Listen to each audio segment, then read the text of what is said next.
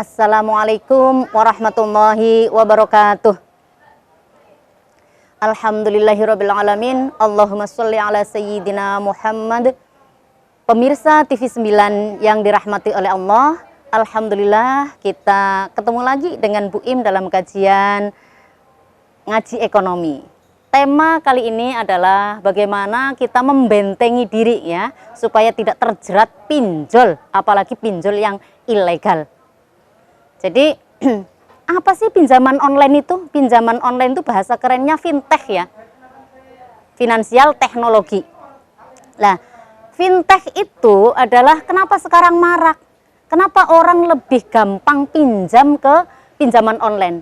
Jadi fintech itu tadi pinjaman online itu ibaratnya kayak Shopee, kayak Bukalapak, kayak Tokopedia. Tapi mereka kan jualnya barang. Nah kalau ini aplikasi ini itu marketplace yang menyediakan pinjaman dana. Jadi mempertemukan antara mukrid, kreditor, orang yang punya kelebihan dana, ngutangi kepada si debitor, muktarid, orang yang meminjam, lewatnya aplikasi itu. Lah persoalannya, kenapa kemudian kemarin marak banget ya, sampai banyak yang bunuh diri, ada yang sampai sekolahnya di DO karena hutang pinjol seperti itu. Ya, karena pinjol itu tadi enak banget. Cukup KTP, kemudian nomor rekening, hanya 10-15 menit paling lama itu utang langsung ketemu. Utang langsung dapat. Padahal kalau kita mau ngutang ke Mas Black, mau ngutang ke Mbak Aisyah, itu aduh sudah pakai persiapan gitu ya, belum tentu dapat pinjaman. Entoke cuman malu, izin, wong kok utang terus begitu kan. Nah, kenapa kemudian, apalagi kemudian kok nggak hutang di bank sih yang udah jelas ada kantornya dan lain sebagainya. Lah persoalannya ternyata masyarakat Indonesia itu tidak lebih dari 35% yang punya rekening di bank. Jadi istilahnya dalam bahasa ekonominya unbankable ya, tidak familiar dengan bank. Bagaimana mau hutang, nggak bisa gitu loh. Maka paling enak dengan pinjol. Nah, pinjaman online nggak apa-apa kalau dia marketplace-nya tadi aplikasinya terdaftar di OJK, Otoritas Jasa Keuangan. Nah, yang masalah ini kan yang ilegal itu sulit sekali dilacaknya. Jadi ketika panjenengan terpaksa harus hutang di pinjol, maka pastikan bahwa pinjaman online itu tadi aplikasinya terdaftar di OJK. Bagaimana ngeceknya? Ya tinggal di websitenya OJK, bisa ojk.go.id atau lewat SMS ya, WA ke OJK untuk memastikan ke 081 157 157 157. Jadi 081 157-nya 3 kali. Itu WA resmi pengaduan ke OJK untuk mempertanyakan apakah lembaga ini terdaftar, atau ke lembaganya di websitenya itu pasti ada. Jadi kenapa harus lewat yang legal? Iya, kalau legal itu nanti hutang kita, data-data kita dan lain sebagainya itu sah secara hukum. Ketika sah secara hukum, kalau misalnya kita gagal bayar, maka kita akan mudah menyampaikan keluhannya, mudah meminta kelonggaran cicilan atau penambahan waktu untuk pembayaran. Itu seperti itu. Lah kalau ilegal, njaluk karo sopo, wadule karo sopo.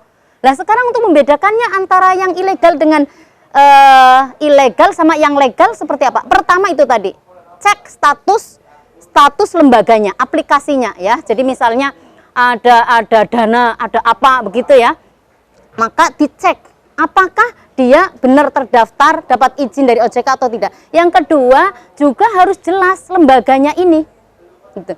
Lah persoalannya kalau misalnya Bu, kenapa sih tidak boleh yang di ilegal? Ilegal itu masalahnya pertama, bunganya gede banget, Mbak Aisyah, ibu-ibu muslimat. Mas Wahyu kalau pengen utang ya, kalau terpaksa harus utang, pikirkan. Jadi pinjol itu baik yang ilegal maupun yang legal, bunganya gede banget, apalagi yang ilegal. Gedenya segede apa, Bu? Ya Allah, 4% per hari. 4% per hari itu kalau diakumulasi berarti sekitar 25%,25 per tahunnya segitu. Padahal sebagai perbandingan, kalau kita hutang di lembaga keuangan bank itu hanya 8,87 sampai 12% tok, berarti separuhnya. Belum lagi nanti ketika pencairan, administrasi pencairan itu mintanya berapa coba? 30 sampai 40%. Jadi yen panjenengan dapat hutang, kalau yang pertama hutang itu kan tendernya antara 500.000 sampai 1 juta. Nah, itu mau dicairkan saja sudah dipotong. Dipotongnya berapa? 300 sampai 400.000. Jadi utang 1 juta caire mung 600.000, tapi kudu nyaur 1 juta dengan bunga harian 4%. Astagfirullahaladzim. Berat banget nggih. Jadi harus hati-hati. Lah kenapa sih pinjol ilegal itu harus dihindari? Ya itu tadi, bunganya gede banget. Kemudian untuk mengenali ya apakah itu ilegal atau tidak, di samping tadi terdaftar atau tidak, itu ketoro banget. Ketika proses minta datanya, minta data apa? Kalau yang legal itu hanya minta foto gitu ya, minta foto, minta tempat untuk mitigasi resiko. Kising utang ki wong ndi misalnya begitu. Tapi kalau yang ilegal, seluruh data yang di HP itu diminta semua, sa foto-fotone, sa apa-apa. Tujuannya apa? Nanti kalau misalnya gagal bayar itu untuk apa kuwi mau nagih dengan teror yang luar biasa, sehingga jadinya seperti itu. Jadi pokoknya kemudian kalau panjenengan ditawarinya lewat WA, lewat SMS, itu ciri ilegal. Karena yang legal tidak boleh menawarkan lewat seperti itu. Lah yang ternyata sudah ditawari lewat WA, lewat SMS, abaikan, blokir ya. Bapak Ibu, semoga kita mengenal pinjol ilegal seperti apa, seperti itu. Jadi bunganya gede banget, kemudian minta data akses di HP kita, terutama nomor kontak dan lain sebagainya, luar biasa. Dan hati-hati itu tadi ya, jangan sampai tergiur yen panjenengan ditawari lewat WA, lewat SMS, abaikan, blokir. Ngoten nggih? Pemirsa TV 9 yang dirahmati oleh Allah, kalau tadi kita sudah bisa membedakan antara pinjaman online legal dan ilegal, sekarang supaya tidak terjerat pinjaman online ilegal seperti apa? Yang legal itu ya jelas terdaftar di OJK, aman. Kalau kita ada persoalan tinggal mengadukan ke OJK, minta ke waspada investasi ya, Satgas waspada investasi, bisa ke lembaga bantuan hukum, bisa ke YLKI, Yayasan Lembaga Konsumen Indonesia, untuk mengkonsultasikan persoalannya. Nanti bisa difasilitasi. Jadi bisa difasilitasi ini bagaimana persoalannya, gagal bayar karena apa, apalagi dampak pandemi itu secara nasional, internasional, wong utang kangelan bayar gitu ya. Nah, oleh karena itu hati-hati Bu ya. Lah, sekarang itu kenapa sih ya mereka lebih memilih itu? Ya itu tadi ya. Jadi kalau dalam konsep Islam bagaimana sih orang supaya tidak terjerat hutang ya, hutang secara umum. Yang pertama adalah nun sewu ya, kenali antara kebutuhan dan keinginan. Misalnya panjenengan pengen tumbas baju, atau sudah gila mata gila mata yang ada ini mau 11-11 nya sudah ya kemarin ya, ada 11-11, 10-10, nanti 12-12, lah wis antri dulu tuh ya di stoknya, di daftar kita belanja online. Harusnya dipikirkan kebutuhan itu butuh tenanan apa ora? Satu pertanyaannya. Yang kedua, misalnya butuh. Yang kedua, kira-kira mau dipakai atau tidak? Dipakai. Cuman persoalannya dipakainya itu sampai habis atau mung sebentar. Terutama mbak-mbak ini. Mbak, halo ya. Biasanya jenengan itu tumbas make up itu kan gue jajal-jajal tok. Lah. Ya, kalau 3 pertanyaan tadi salah satunya aja nggak kejawab ya, misalnya bukan kebutuhan, berarti sudah. Kalau 2 tidak kejawab, salah satunya nggak kejawab misalnya, maka pertimbangkan untuk tidak beli. Kalau 3-tiganya dipakai tapi hanya untuk jajal-jajalan, yo kayak aku juga begitu, Bu. Ya berarti jangan dibeli karena berarti itu akan mubazir, ya. Apalagi kemudian kita belanja sesuatu yang tidak ada dalam anggaran kita, wes ngalamat. Jadi secara pribadi si muktarid, wong sing senangane utang itu harus di manage bener, dikelola supaya nggak seneng utang. Pokoknya jangan sampai hutang, apalagi hutangnya itu kemudian ke pinjaman online, baik legal maupun ilegal, tetep ngangelke. Lebih ye, wong kita nggak tahu lembaganya seperti apa kok, orang ngerti kantornya nang ndi, yen ono persoalan seperti apa, tuh ya. Kemudian bagi si mukrid, orang yang napa niku punya dana lebih, bisa ngutangi, tolong dong ya, tolong dong sing apian, terutama nun sewu dengan keluarga sendiri ya, kakak, mbak kandung, bapak, ibu, tolong lebih peka dengan kepentingan saudaranya, karena biasa nih yang dulur kandung iku tambah angel ya, kakaknya sukses atau adiknya sukses, KKM larat kuwi lah apa dolan loh Mas, silaturahim tenanan kuwi wis langsung dipeloroi. Oh, jangan-jangan yuk Aisyah kayak dolan yang aku apa utang. Kayak gitu kan kitanya yang miskin itu apa cerita we ke ora mentolo to Mas. Makanya yuk paling enak lewat tadi pinjol tadi. Makanya bagi yang berkelebihan ya, maka ada wa'atizal qurba haqqahu. Jadi kalau kita mau bersedekah, kalau kita mau baikan sama orang, itu prioritaskan pertama adalah saudara dekat. Karena nyatanya secara psikologis kalau ning desaku ngono kuwi, umume iki malah ora begitu akrab. Kita itu lebih akrab dengan tetangga kita yang bukan apa-apanya, bahkan teman sosmed itu lebih akrab daripada dengan keluarga kita. Lah, supaya tidak terjerat tadi ya, harus hutangnya tadi, kalaupun punya hutang harus segera dilunasi. Karena kalau tidak dilunasi apalagi dipinjol yang ilegal, jenengan bisa tuh dampaknya. Jadi kalau kredit macet di pinjaman ilegal, wah, itu parah banget itu. Pertama ya, dampaknya bisa dipecat, di PHK dari tempat kerjanya. Karena apa? Sing ditagih itu kadang atasannya, kadang teman-teman kerjanya, itu membuat susah para pekerja di situ. Gitu, membuat malu perusahaan. Yusah PHK aja. Habis itu di dunia kerja sudah di PHK tuh, utang di PHK maneh. Lah, yang kedua, secara hubungan keluarga kalaupun sudah menikah bisa jadi cerai. Karena apa? Lo sing ditagih ipare. Ya, jadi kalau saya hutang pinjol, wis sing ditagih ku dulur-dulure bojoku, ya kan isin banget. Ya, kalau kita suami istri nggak tatak menghadapi ini, akhirnya kan ya sudah. Gitu. Wong cerai saja, ngisin-ngisin ke. Kemudian yang ketiga, yang bisa stres pol-polan, bunuh diri. Kemarin di Bojonegoro juga ada coba karyawan BMT akhirnya bunuh diri, ternyata kena terjerat pinjol. Lah, kalau sudah terjerat pinjol bagaimana solusinya? Ya, yang pertama adalah cepat dilunasi. Cepat dilunasi. Tapi lunasinya dari mana? Jangan sampai melunasi dengan utang lagi. Kasus-kasusnya dipinjol kan begitu.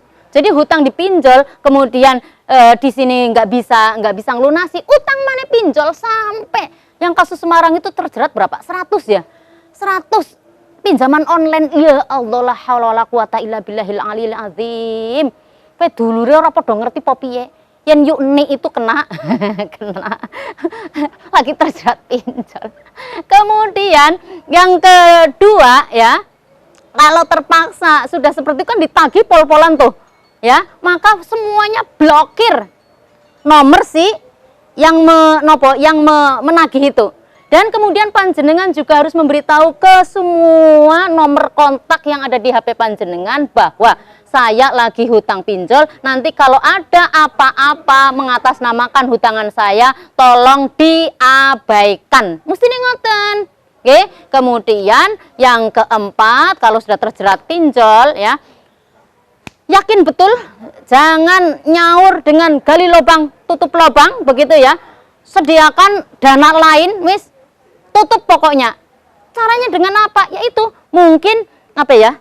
Digolei yang bunganya paling gede mana, yang paling mendesak mana, itu yang harus diprioritaskan. Jenenge wis kadung. Dan bagi kita yang terkena dampak ya dari misalnya Mbak Ani tadi yang hutang, kita kemudian kan di situ kadang juga dapat WA Mas, dapat SMS sebagai penjamin. Loh, yen aku kenal we ora jek. Wong Sidoarjo mosok utange aku sebagai penjamin. Nah, itu juga kitanya yang tahu begitu blokir. Gak usah dianggap. Dan kalau sangat terpaksa, terornya sudah luar biasa, laporkan ke kepolisian kalau yang ilegal. Nggih, niku nanti di sana kalau terus diteror gitu ya, maka lampirkan surat laporan kita ke kepolisian itu dengan jelas supaya mereka berhenti untuk itu. Jadi langkah-langkahnya seperti itu kalau dalam Islamnya tadi ya. Jadi mohon kita yang punya kelonggaran dana ya, bisa berempati, bisa bersimpati kepada saudara, kepada teman kita yang lagi kesulitan uang.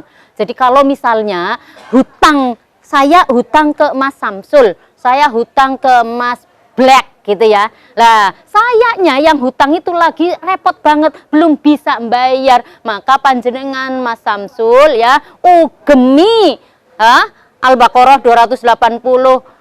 Wa in kana dzu usratin fa nadhiratin ila maisarah wa antasaddaqu khairul lakum. Nah, jadi yen Mas Black ndelokke aku si penghutang ini hurung iso bayar, masih sulit banget, beri kelonggaran. Dan kalau panjenengan mensedekahkan piutangnya tadi itu lebih bagus.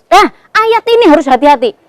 Kudu dicekel karo Mas Black, karo si mukrid, karo si kreditor, bukan ke saya. Kalau saya sing tukang utang kudune kanggo hadis bahwa matlul ghani zulmun ya, nunda-nunda utang padahal sudah kuat iku zolim. Zolim kepada siapa? Kepada diri sendiri karena dikejar-kejar hutang, dan zolim kepada orang lain yang mungkin juga orang lain akan hutang ke Mas Black, tetapi karena saya nggak gage nyaur, maka orang lain nggak punya kesempatan untuk hutang. Gitu nggih.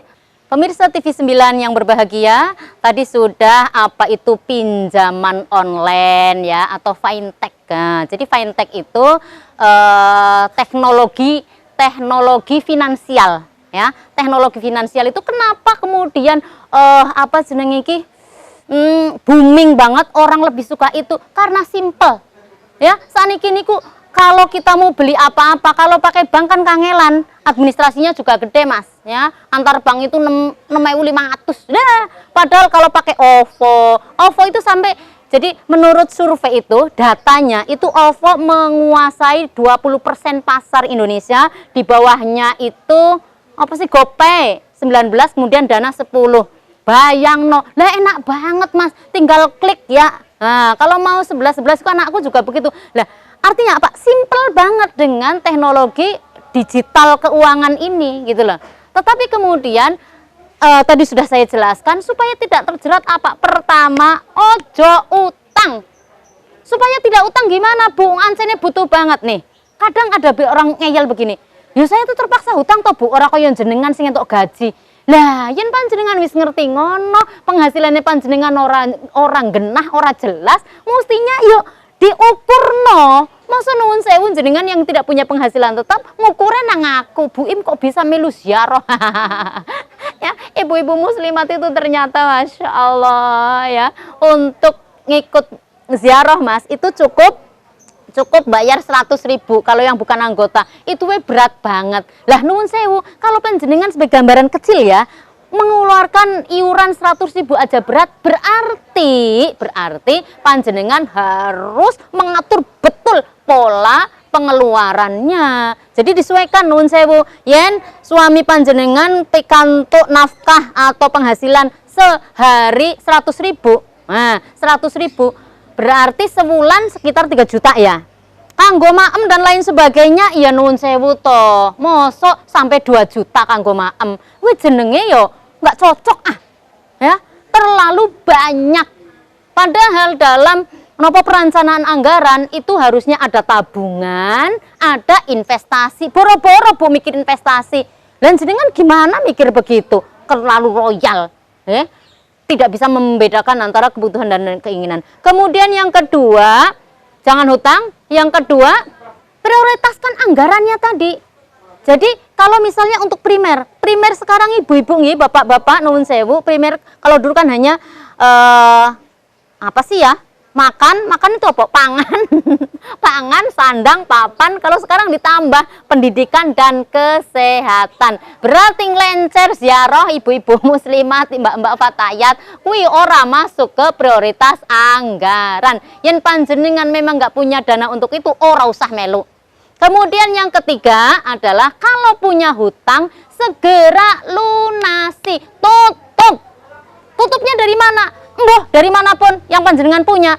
Jangan sampai nutup hutang dengan hutang lagi. Kuwi jenenge gali lobang, tutup lobang, tidak akan pernah selesai. Lah nyatanya mboten wonten, Bu. Ya, karena bermula dari awal tadi panjenengan tidak bisa mengelola keuangan, tidak menganggarkan. Jadi ayo kembali.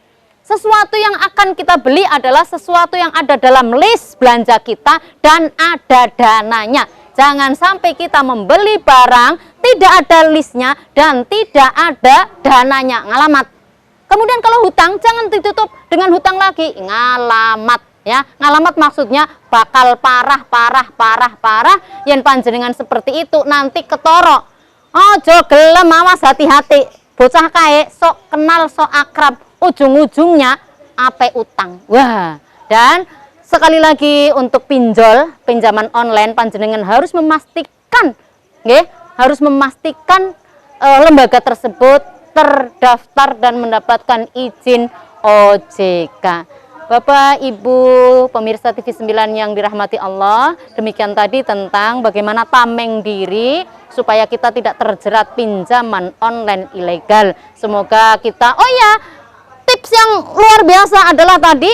Dan yang terakhir doanya Allahumma inni a'udzubika minal hammi wal hazani wa a'udzubika minal ajzi wal kasali wa a'udzubika minal jubni wal bukhli wa a'udzubika min ghalabatid daini wa qahri rijal. Ya Allah, lindungilah aku dari hammi, ya. Hammi ke kok repot bingung, wal hazan dan kesedihan, wa a'udzubika minal ajzi wal kasali, dan lindungi aku dari lemah dan malas, wa a'udzubika minal jubni wal bukhli, dan lindungilah aku dari sifat pengecut dan kikir, dan lindungilah aku dari jeratan hutang dan dominasi orang lain. Semoga bermanfaat. Wallahul muwaffiq ila aqwamit thoriq. Wassalamualaikum warahmatullahi wabarakatuh.